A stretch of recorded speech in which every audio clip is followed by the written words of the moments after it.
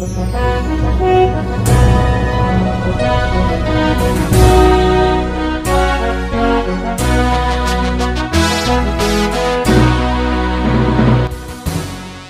bagi saudara sekalian, marilah kita siapkan hati dan pikiran kita untuk menyambut firman Tuhan. Kita berdoa. Kasih karunia dan damai sejahtera dari Allah Bapa kita dan dari Tuhan Yesus Kristus menyertai kamu. Amin. Saudara terkasih, firman Tuhan yang menjadi nas khotbah di epistel Minggu tanggal 12 Maret tahun 2023 diambil dari Injil Yohanes pasal yang keempat ayat 20 hingga ayat 26. Beginilah firman Tuhan. Nenek moyang kami menyembah di atas gunung ini, tetapi kamu katakan bahwa Yerusalemlah tempat orang menyembah. Kata Yesus kepadanya, percayalah kepadaku, hai perempuan, saatnya akan tiba bahwa kamu akan menyembah Bapa, bukan di gunung ini dan bukan juga di Yerusalem. Kamu menyembah apa yang tidak kamu kenal. Kami menyembah apa yang kami kenal, sebab keselamatan datang dari bangsa Yahudi. Tetapi saatnya akan datang, dan sudah tiba sekarang, bahwa penyembah-penyembah benar akan menyembah Bapa dalam roh dan kebenaran. Sebab Bapa menghendaki penyembah-penyembah demikian. Allah itu roh, dan barang siapa menyembah Dia harus menyembahnya dalam roh dan kebenaran. Jawab perempuan itu kepadanya, aku tahu bahwa Mesias akan datang, yang disebut juga Kristus. Apabila Ia datang, Ia akan memberitakan segala sesuatu kepada kami. Kata Yesus kepadanya, akulah Dia yang sedang berkata-kata dengan engkau. Demikian firman Tuhan. Jemaat yang terkasih, adapun yang menjadi tema dalam ibadah rumah tangga epistel Minggu tanggal 12 Maret tahun 2023 adalah menyembah Allah dalam roh dan kebenaran. Saudara terkasih, firman Tuhan saat ini merupakan bagian dari percakapan antara Tuhan Yesus dengan seorang perempuan Samaria. Saat itu, Yesus bersama murid-muridnya sedang dalam perjalanan dari Yudea menuju Galilea, dan mereka harus melintasi daerah orang Samaria. Oleh karena mereka sudah lelah, akhirnya mereka beristirahat di kota Sikar. Di sana para murid pergi ke kota untuk mencari makanan, sedangkan Tuhan Yesus duduk dekat sumur Yakub. Saat itu datanglah seorang perempuan Samaria hendak mengambil air. Di tengah rasa haus yang dirasakan oleh Yesus, Ia meminta perempuan Samaria itu memberinya minum. Alangkah terkejutnya perempuan itu, karena ia tahu bahwa orang Yahudi tidak bergaul dengan orang Samaria. Pandangan saat itu adalah bahwa segala sesuatu kepunyaan orang Samaria yang disentuh oleh orang Yahudi akan membuatnya menjadi najis. Tetapi hal itu tidak menjadi penghalang bagi Yesus untuk meminta air dari perempuan Samaria itu. Justru sebaliknya, lewat perjumpaan itu, Tuhan Yesus menyingkapkan pengenalan perempuan itu akan keberadaan Yesus dan juga pemahamannya tentang menyembah Allah dengan cara yang benar. Dan hingga akhirnya perempuan itu menyebut Yesus sebagai nabi, dan ia ingin memperoleh air kehidupan yang akan diberikan Tuhan Yesus baginya. Namun pemahamannya selaku orang Samaria berbeda dengan orang Yahudi. Sebagaimana bagi orang Samaria, tempat menyembah Tuhan Allah adalah di Gunung Gerizim. Sedangkan bagi orang Yahudi, tempatnya adalah di kota Yerusalem. Namun Tuhan Yesus membuka mata rohani dari perempuan Samaria itu. Tuhan Yesus menegaskan kepada perempuan Samaria itu agar ia percaya pada apa yang disampaikan Tuhan Yesus, bahwa saatnya akan tiba menyembah Bapa bukan di Gunung Gerizim dan juga bukan di Yerusalem.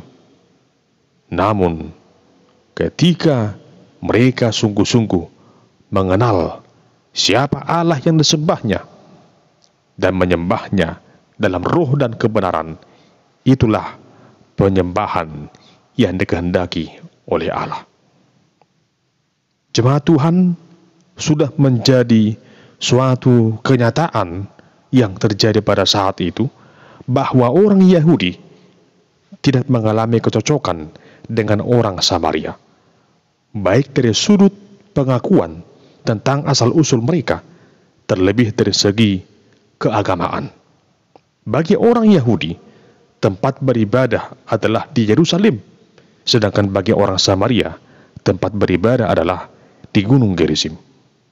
Kedua perbedaan itu sangat mencolok dan membuat mereka sulit untuk menyatukan pemahamannya tentang cara penyembahan yang benar.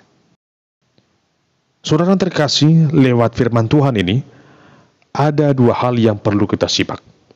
Yang pertama adalah menyembah Allah yang kita kenal. Jemaat yang terkasih, Tuhan Yesus berkata kepada perempuan Samaria itu pada ayat 22, "Kamu menyembah apa yang tidak kamu kenal? Kami menyembah apa yang kamu kenal, sebab keselamatan datang dari bangsa Yahudi." Saudara terkasih, apa yang hendak dikatakan Tuhan Yesus di sini bukan hendak mempertahankan kebenaran dari orang Yahudi. Namun bagaimanakah ukuran sebuah penyembahan itu harus berdasarkan pengenalan pribadi kepada Tuhan sumber kebenaran yang sejati itu. Adalah hal yang tidak tepat jika melakukan hal yang tidak kita pahami, apalagi menyembah yang tidak kita kenal. Saat itu memang orang-orang Samaria telah dipengaruhi penyembahan-penyembahan kepada ilah-ilah yang lain, sehingga orang Yahudi sulit menerima keberadaan orang Samaria yang telah berlaku demikian. Sehingga di sini, sebagaimana dikatakan Tuhan Yesus, apa yang dipahami oleh orang Yahudi, dikatakannya kepada perempuan Samaria itu, "Kami menyembah apa yang kami kenal, sebab keselamatan datang dari bangsa Yahudi." Hal itu merujuk kepada kedatangan Tuhan Yesus selaku Mesias yang datang ke tengah dunia ini dari kalangan bangsa Yahudi. Jemaat yang terkasih, apa yang disampaikan Yesus hendak meluruskan pemahaman setiap orang agar sungguh-sungguh mengenal siapa yang ia sembah. Demikian hidup kita saat ini. Hendaklah penyembahan kita kepada Allah bukan semata-mata rutinitas belaka atau seremonial belaka, sebab hal itu tidak ada gunanya. Namun yang paling tepat adalah pengenalan pribadi kita terhadap Allah, sumber kehidupan yang sejati. Jika kita sudah mengenal Allah secara pribadi, maka pasti kita akan melakukan kehendaknya. Sama seperti seorang anak yang sungguh-sungguh mengenal siapa orang tuanya. Pasti anak tersebut tahu apa yang dikehendaki oleh orang tuanya itu, apa yang boleh ia lakukan dan apa yang tidak boleh. Penyembahan adalah bagian penting dalam kehidupan orang percaya, bahkan seharusnya menjadi gaya hidup orang percaya. Lalu pertanyaannya, siapakah yang harus kita sembah?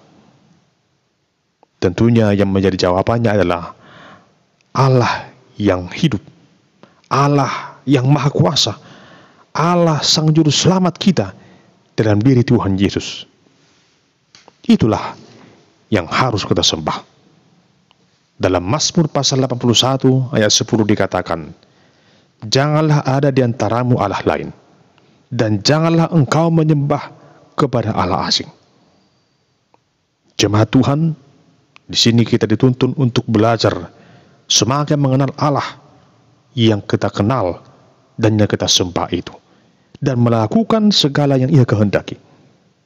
Untuk itu jadikanlah setiap ibadah penyembahan kita adalah ibadah dan penyembahan yang dilakukan dengan segenap hati untuk kemuliaan nama Tuhan Allah, yaitu Allah yang kita percayai, Allah yang kita kenal, Allah yang menyelamatkan kita.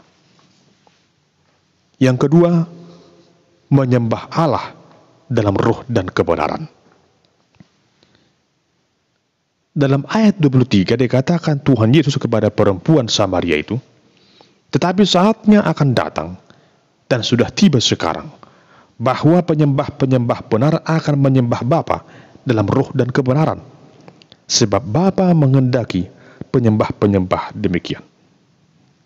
Jemaat Tuhan, adalah suatu sukacita bagi kita di saat kita bisa datang beribadah dan menyembah Tuhan lewat persekutuan di tengah-tengah gereja.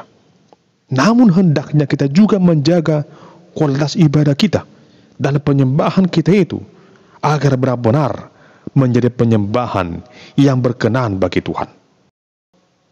Apa yang dikatakan Tuhan Yesus di sini, bahwa penyembahan yang benar adalah menyembah dalam roh dan kebenaran. Adapun alasan mengapa kita harus menyembah Allah dalam roh dan kebenaran sangat jelas dikatakan dalam ayat 24. Allah itu roh, dan barang siapa menyembah Dia harus menyembahnya dalam roh dan kebenaran. Adapun pengertian dalam roh dan kebenaran adalah bahwa pujian, penyembahan kita bukan atas dasar keinginan kita sendiri, bukan untuk menunjukkan siapa kita, namun ibadah itu, penyembahan itu harus lahir dari dalam hati yang sungguh-sungguh tulus, yang dituntun oleh Roh Allah yang kudus itu. Menyembah Allah dalam roh dan kebenaran menunjukkan suatu sikap kerendahan hati yang mau taat, jujur, tulus dan setia menyembah Tuhan Allah. Pikirannya benar-benar terfokus kepada Allah di saat dia bernyanyi, di saat dia berdoa, di saat dia mendengarkan firman Tuhan, dan dalam seluruh rangkaian penyembahannya itu semata-mata untuk memuliakan Tuhan. Sehingga dengan demikian segala hal yang tidak baik, prasangka buruk kepada orang lain, iri hati, dendam dan kebencian akan jauh dari diri orang yang sungguh-sungguh berserah kepada Tuhan dan sungguh-sungguh menyembah Allah dalam roh dan kebenaran. Jemaat yang terkasih, dalam pelaksanaannya, penyembahan, peribadahan tidak dibatasi oleh ruang, waktu, dan tempat, sehingga kapanpun dan dimanapun kita dapat menyembah Tuhan. Namun bukan berarti bahwa tidak perlu lagi datang ke gereja. Di rumah saja pun sudah bisa. Bukan itu maksudnya. Namun kita harus mengupayakan ibadah pribadi kita dengan Tuhan. Namun tetaplah membangun persekutuan dengan sesama orang Kristen di tengah-tengah gereja.